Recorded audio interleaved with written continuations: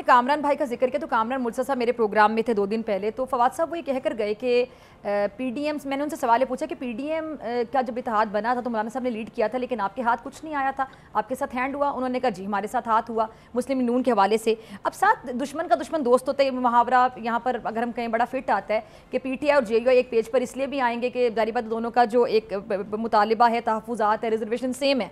लेकिन फवाद साहब एक पॉइंट ये भी तो ना कि केपीके में जो वोट इनका, अगर मैं वोट बैंक की बात करूं, वोट की बात करूं जेयूआई की, तो वहाँ पे हुकूमत किसकी है? पीटीआई की।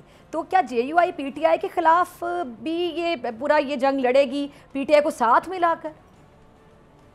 देखो फिलहाल अलायंस की बात नहीं हो रही। फिलहाल तो पाकिस्तान में आइन को बहाल करने की हद तक बात नए हो रही इलेक्शन का मुतालबा पे तो हो रहा है ना फवाद साहब, और फॉर्म 45 47 की बहस भी तो अभी तक जारी है।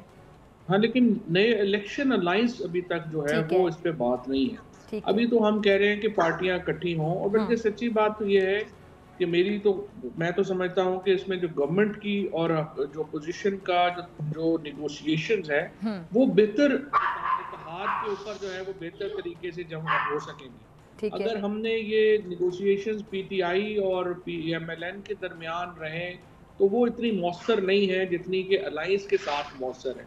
और एस्टैब्लिशमेंट का भी जो है, देखिए इस वक्त जो रोल है जिस पे जाहिर है कि बड़े एतराज़ात हैं पीटीआई को भी और जेयूआई को भी और महमूद अजहज़ई साहब को भी, शाहिद खाकान साहब को भी, तो ये लेकिन वो एक रोल है और उसको भी आपने अपनी कंसिडरेशन में रखना है। लिहाजा इम्पॉर्टेंट है कि ये डायलॉग दोबारा शुरू हो हुकूमत में और अपोजिशन में, और उसका सबसे अच्छा फोरम जो है वो ये अलायंस हो। ठीक है, अच्छा फोरम ये अलायंस होगा। अच्छा, लेकिन ये बात भी नहीं ना भूलनी चाहिए कि मौलाना साहब नवाज शरीफ साहब के भी करीब समझे जाते हैं और जरदारी साहब के भी, तो एन मौके पर आकर 11th आवर पे के मौलाना साहब दूसरी साइड की सुन लें फिर।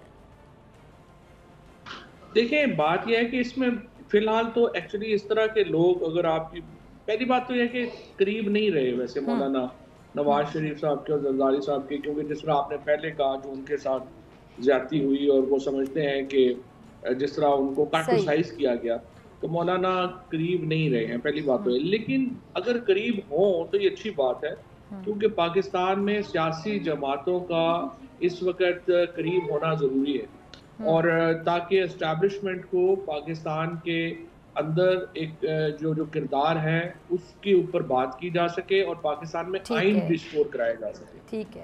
और इसमें कोई बुराई नहीं है कि अगर जरदारी साहब और नवाज शरीफ साहब मौलाना खान के जरिए इमरान खान से पीटीआई से बात करें। सब्सक्राइब करें और बेल दबाएं ताकि कोई खबर रह न जाए।